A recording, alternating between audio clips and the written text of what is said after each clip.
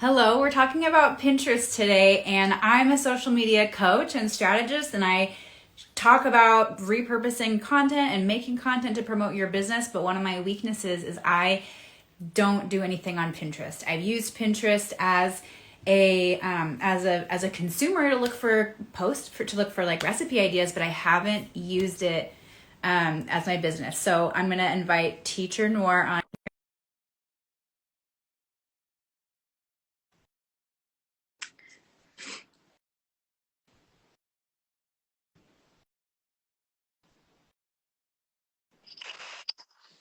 Hello, hello, Sarah.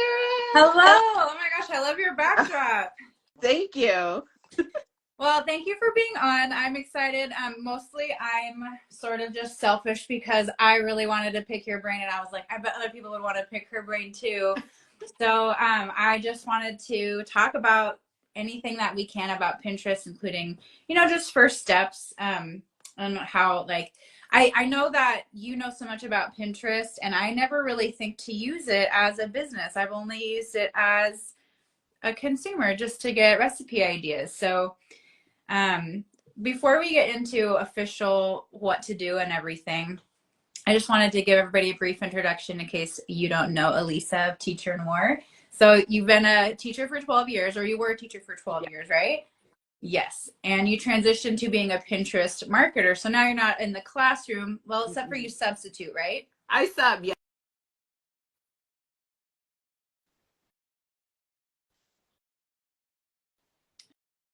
Shoot, I think we got a little frozen.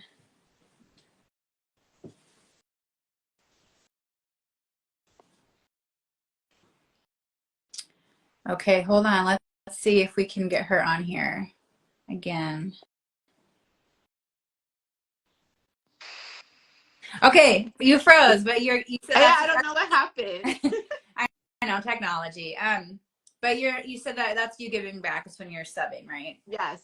So I sub specifically like for a local high school and then for like one class in the Yeah. elementary out here, but she's leaving this year, so I don't know what I'll do next year. But yeah, I'm transitioning like out of classroom because I have no desire to go back. It's very draining. I was very burnt out. And when I first moved to Washington, nobody was hiring a 5-month-old pregnant teacher. So, and then the pandemic hit. So I never got the chance to kind of even get my foot in the door out here once we left Florida.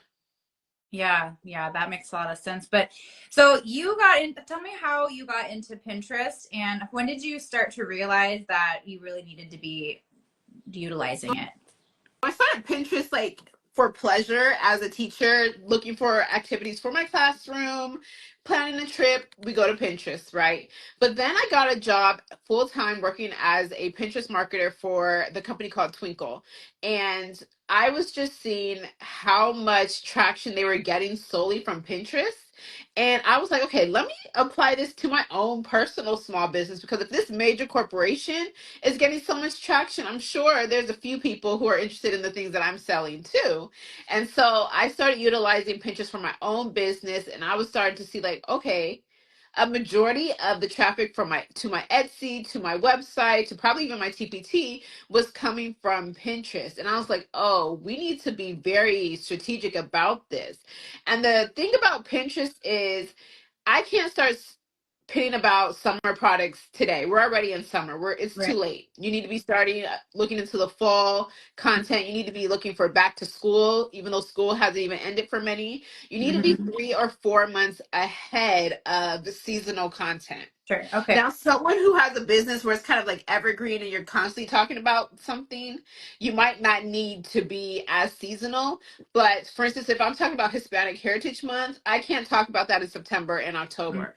I'm doing that in June Okay. because it's going to take time for that pin to get traction and people to start pinning it and to find Sure. it. So that's one of the first things that I would tell people. You need to make sure that you're 3 to 4 months ahead of whatever it is that you're talking about. Even for math, for instance, if you're talking about like exponents, we typically talk about that at the beginning of the school year. So you Okay. need to be starting to pin about that now.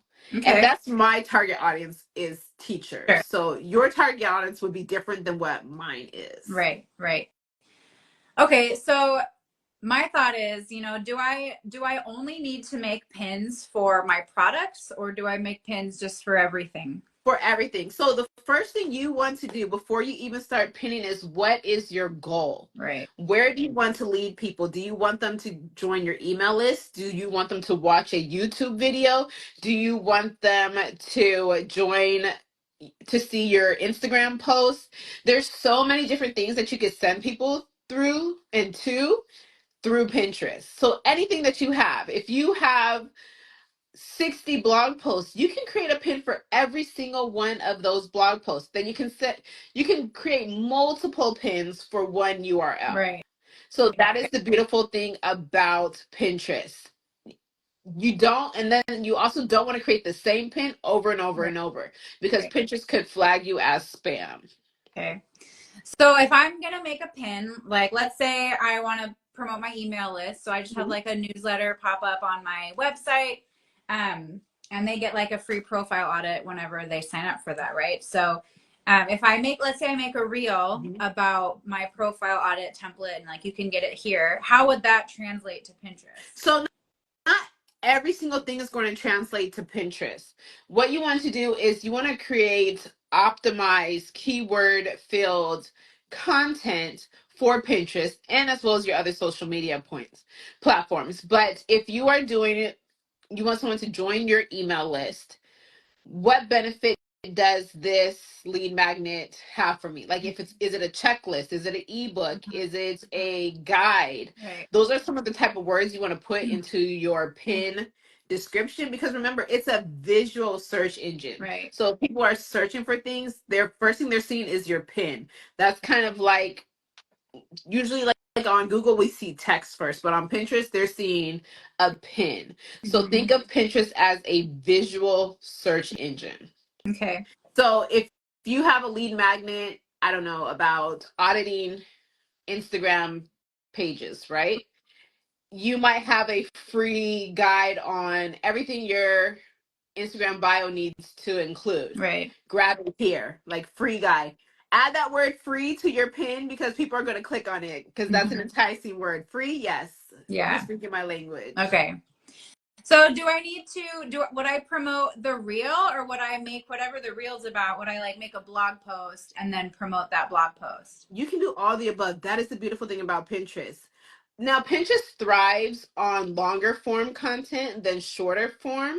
But the thing about short form, if you re-upload it onto Pinterest and you optimize that reel using keywords, titles, descriptions, then someone searching for the thing that you're talking about is more likely to save it, watch your video, and refer back to it. Yeah. Okay. And I'd also like to say, if anybody's watching this and they have Pinterest questions, put them in the comments, and we'll definitely call. We have Elisa here. Okay, so I remember I went to your Pinterest masterclass, and you were talking about how the lifestyle or the life cycle of a pin is quite long, right? Mm-hmm. It can last from 4 months to years. There's people who have pins, and I know this is like aging us, like in the 19s, like 2019, 2013, who are still getting traction on their pins from, those viral pins. So pins can also go viral on Pinterest. Yeah. Okay. Okay, so we should probably be pinning. How often do we need to be pinning? So I like to say at least one pin a day. And that might seem like overwhelming, because it's like, oh my gosh, I can't even come up with content ideas. But that, again, is the beauty of Pinterest. You don't have to even wear pants to create pins. You can get into Canva and you can create all 30 pins, in an afternoon. That send those pins to various places. Yeah. So your YouTube page, your podcast, all those different things. Do you know about the bulk create feature in Canva? Is that a new one that they just added? Well, it's not from this year. It's been at least a year. I've known about it for a year, but I've only used it to create reels, but it doesn't quite translate for video. But essentially you could like make a spreadsheet, and like in each column, or you could just have like a list. Like it could be like one column. So maybe in each column I can make like a Pinterest optimized keyword that's just text. And then I can download that. I'm pretty sure this would work for pins. I can download that as a CSV file, upload the CS, like, and then go into Canva, you know, open up the Pinterest design. And then I can do bulk create. And that way it would make like however many lines in that spreadsheet of like how many titles there are, it would make that many pages in Canva. And then all I would have to do when each one would have that text already in it that I already wrote out. And then all I would have to do is add an image, I think. That sounds like you need to do a tutorial I on that know. particular. Oh, good. Tony says, yes, I've seen people use bulk create for pins. Okay, yeah. Okay. That's a I guess because I changed my pins around, I don't usually do the bulk editing. Yeah. Because each pin for me is like an individual For sure. billboard. Yeah. Kind of, it's like I already kind of have a workflow. So having a new workflow, even if it's more efficient, it definitely takes some getting used to. But I would also recommend someone who is starting out to look into templates and use templates to start out, because that's going to help you at least get going with the momentum. Yeah. Do you mean in Canva, like when you're designing? Yes. Yeah. Okay. So you can share videos, like, or could you share videos as a pin? Yeah. Or do they have to be images? No, you can send videos. You can send videos too. And what about scheduling pins? So you can now schedule within Pinterest. This is a fairly new addition that they had. Most of us, we had to use a third party, and we use Tailwind. Okay. Now the beautiful thing about Tailwind is you can, I think it's like 3 months out you can schedule it, but within Pinterest I think it's only for about a month that you can schedule pins out. Okay. Yeah, I use Metricool to schedule all my clients' content because it makes it really easy to do reels and TikToks, but they do have a Pinterest feature in there. Yeah. And I made a Pinterest page after I watched your masterclass, but I haven't done anything. I haven't really like optimized it or anything, so I definitely could afford to get on there. And I think if I made a bunch of pins, like I think if I just let me tell me if this is a good strategy, right? So if I just kind of made a list, let's say just like 12 ideas, and some of them were promotional, like each pin would lead to either my lead magnet or a blog post or a course offering or my ebook, right? So like it's basically promoting one of my like something from my website. Yeah, services or just website or YouTube, I guess. I don't really have YouTube, but it's not like strategized, but I mean, I auto post to it. Okay. Well, that sounds good. It sounds like I know you're going to say the first step is just to sign up for a business account. Yes. And then optimize your profile. So what do you want to be known for? For instance, my Pinterest account, I want to be, so there's two things. I have about 3 Pinterest accounts. One, I'll post like mom content, where I shared like different things that I do with my boys. And then on my Teacher Nora one, I'm sharing mostly like my resources. Then I recently started another one that's specifically just for Pinterest, because I didn't want my page to start getting confused. Like, is she a Pinterest marketer or is she selling like her resources? Okay. So really think about your niche and what you want to be known for, just across your platform. Okay. Now that I am officially like transitioning away from the classroom and not even trying to look for a teaching job, I want to be known as a Pinterest strategist, a Pinterest marketer for teacher creators specifically. Sure. And so some Pinterest marketers, they're for bloggers. Some are for moms. I am concerned for teachers, teacher sellers, teacher creators. Those are the people that I want to market to. So all of my keywords should talk about that. Yeah. So when you are building your profile, what do you want to be known for? What keywords would someone be searching for that you want to be known for? What if you just had a personal brand, but then you had boards for Pinterest and then a board for mom content and a board for, your other stuff? You can have that, but again, the riches are in the niches. Yeah. So I would always suggest that you go deeper, not wider. Okay. Yeah, that's honestly where I struggle too, because I have I want to be known for an Instagram coach, but I also kind of feel like that's going to grow and change over the years. Like maybe I'll end up being like a business coach, and yeah, Instagram and social media is pivotal to the way my business grew, but I also want to talk about like mindset stuff and like you know, the lifestyle that goes behind it too. So that's one thing that I'm honestly struggling with right now is I feel like my focus is changing and my niche is changing, but it's hard to know, like you were just saying, I think in your reel today, right? Like how do you kind of pivot your content based on that? So And that's the great thing about social media is like people are interested in the mhm, journey, you know, and that's what I'm trying to be, is more like transparent. Everything is right. not cookie cutter. um you know, I think people want realness these Yeah. days. We're tired of everything looking Yep. perfect and feeling like we could never achieve something. We want to feel like we can achieve something. And that's why I love Pinterest, because if no one sees my pin, it's not blasted all over the internet. You know, if someone Mhm. comes to my page, no one will ever know except for me. Yeah. And you can start using your analytics. What type of pins resonate with your followers? Right. All those type of things. Yeah. So if I want to be, if I have my Pinterest board and I optimize it to be like a social media strategist and coach, I mean, within that, how would I have my like different boards set up? How would I know? I don't know how to set those.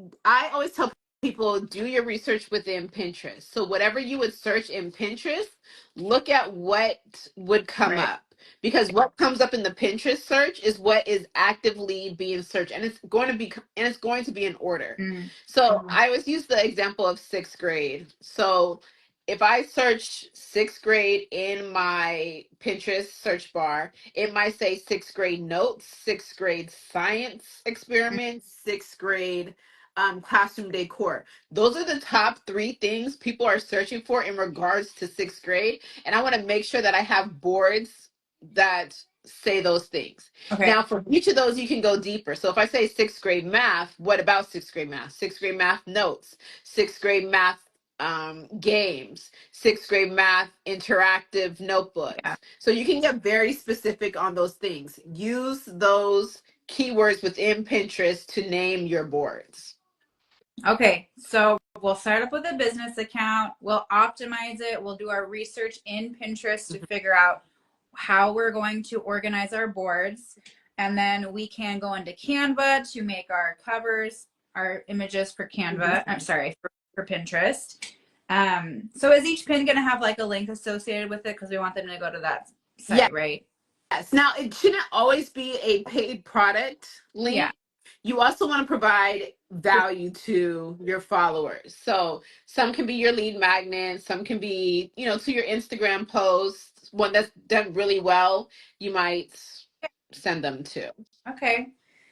And you know, I have a couple of like master classes that I did in my first year that were recorded that are just like on the cloud. They're just on my Google Drive. So, I mean, maybe I could just like make one for those too, right? And just like be Yeah, like, if you want in depth, this is like more like you can watch the full master this class here. video. Yeah. You can embed it onto your website. I did that for my first live too. You can Yeah. watch the replay. Yeah. Good. Good. Cool. Okay.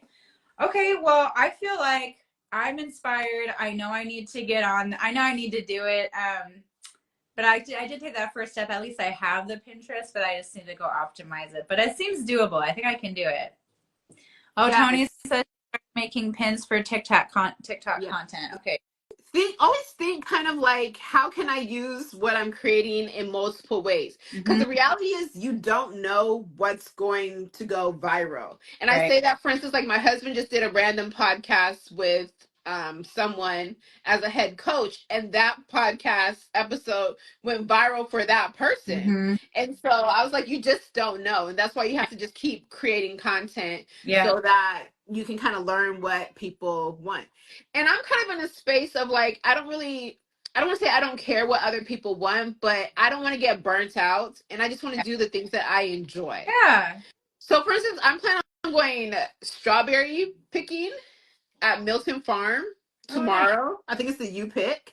And Okay. so I'm like, okay, well, what kind of content could I create while I'm there to share and do like B-roll? You taught me about using B-roll while Cool. we're there. Good. So everything is Yeah. content. Everything is content for sure. Yeah, no, that's really good. And I And think then that's, I want to say another thing. I think people are always thinking of like physical businesses are the only type of people that need to be on Pinterest. But I think influencers would do a phenomenal job on Pinterest as well because they're already sharing their outfits. They're yeah, sharing things that they have found. And you can link to your Amazon associates links. You can yeah, link to your like to know it. So it's also yeah, a really strong place for people who are also influencers yeah. sharing products. No, and like affiliate marketers too, because it's, Absolutely. yeah. So affiliate marketers, and then how would, if somebody has a brick and mortar business, would they just make pins for all their different services? I would say yes. It depends. So I have a cousin who's in the concrete business, and they were like, "Well, how could I use Pinterest for my concrete?" And I was like, "You can do home decor setups, things that use concrete, because you'll be surprised what people are searching for on Pinterest. Like Yeah. the most random things, hairless cats. Someone's looking for a hairless cat information. Okay. So don't think the information and the knowledge that you possess, no one cares about. They do. Someone cares about Do it. you ever hear people say like, "Oh, my target audience isn't on Pinterest"? I've never heard someone say that. Okay. Because I hear a lot of people, like some of my clients are like, well, I want to focus more on LinkedIn because like and I get that like LinkedIn is more like business to business, where like Instagram is a bit more business to consumer. I can But see that. I still feel like you just never know who's Yeah. on these places. Like there might be like maybe you're talking business to business, but like you never know, like the executive's wife could like Yeah. be on.